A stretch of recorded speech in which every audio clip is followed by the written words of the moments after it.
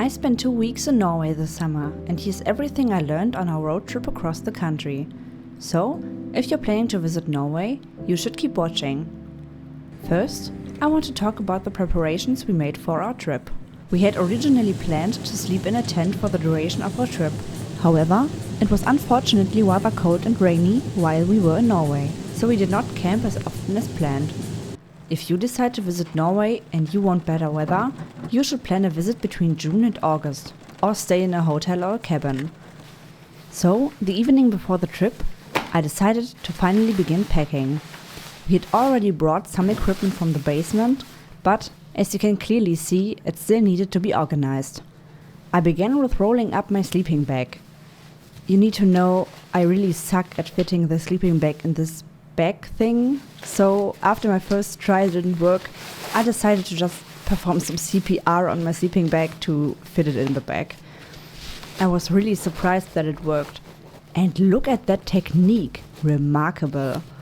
After that, I folded our air mattresses, of course also on the second try, and laid everything on the ground.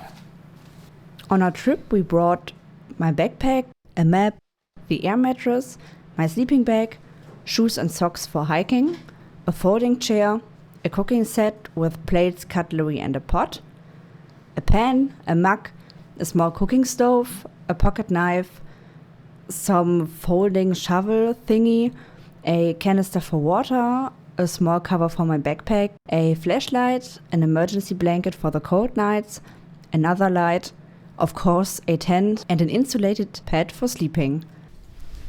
For hiking, I also got hiking pants, a new jacket for the rain, and of course a rain poncho. After our trip, I can tell you the most important thing was the sleeping bag. You should buy one that is warm enough for the climate you want to stay in. For my sleeping bag, the comfort temperature was 1 degree Celsius or 33.8 degrees Fahrenheit, and the limit temperature was -5 degrees Celsius or 23 degrees Fahrenheit. Another lifesaver was the insulated sleeping pad that we've got.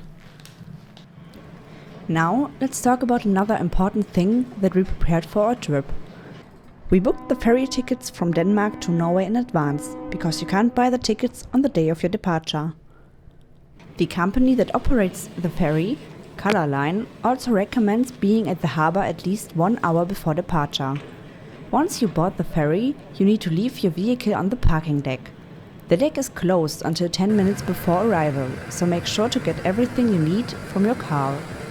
On the upper levels of the ship, there was a restaurant, a bar with a casino, another restaurant with a buffet, and a small shop.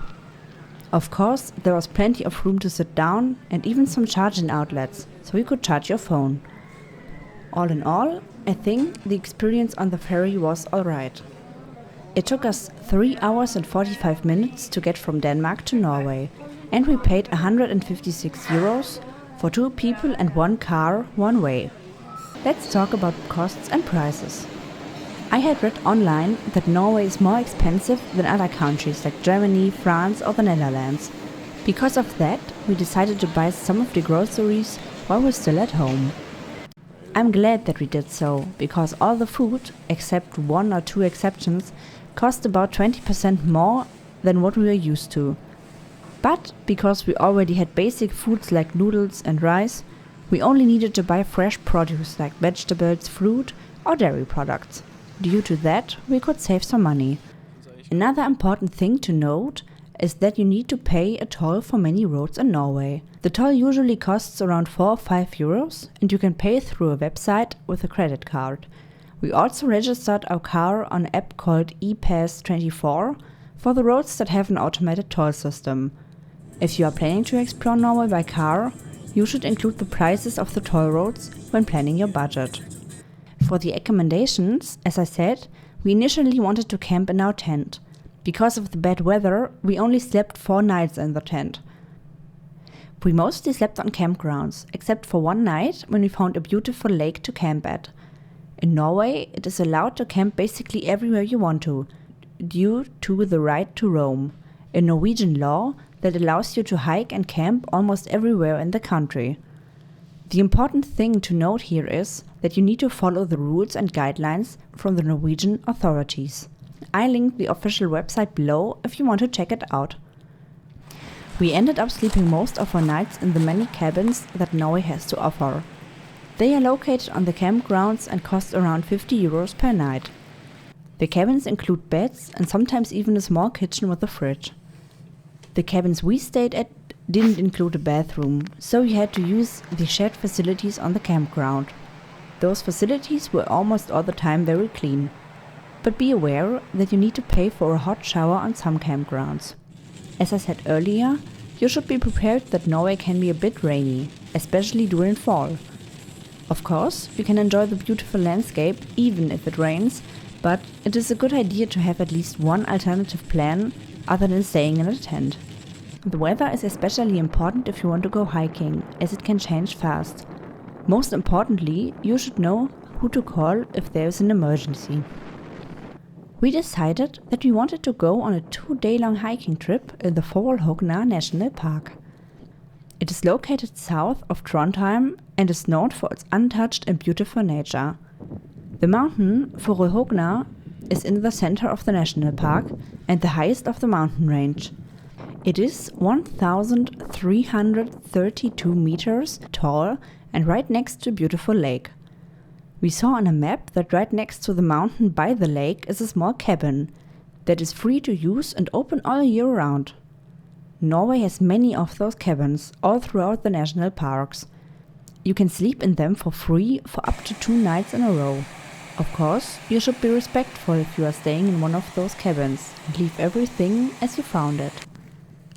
We started our journey at around 12 p.m. and got to the cabin at around 5 p.m. We were quite exhausted because we lost our trail throughout the way and were not sure if we would make it to the cabin in time. The cabin was equipped with everything you would need for a short stay. It had 2 bunk beds with more or less good-looking mattresses, a gas camping stove and a fireplace with dry firewood. We decided to stay in the cabin for the rest of the day and climbed the mountain in the morning. On the next day, we left the cabin early and hiked to the mountain. It was a little challenging for me because of the wind and the weather conditions, but manageable. Next time, I would pack a hat and a pair of warm gloves because it was quite windy and cold on top of the mountain. The view was stunning and I would really recommend a stay in this beautiful national park. After we came back down, we decided to stay another night in the cabin. On the next day, we went back to the parking lot where we had left our car. During our 48-hour stay in the national park, we only saw one other person in total.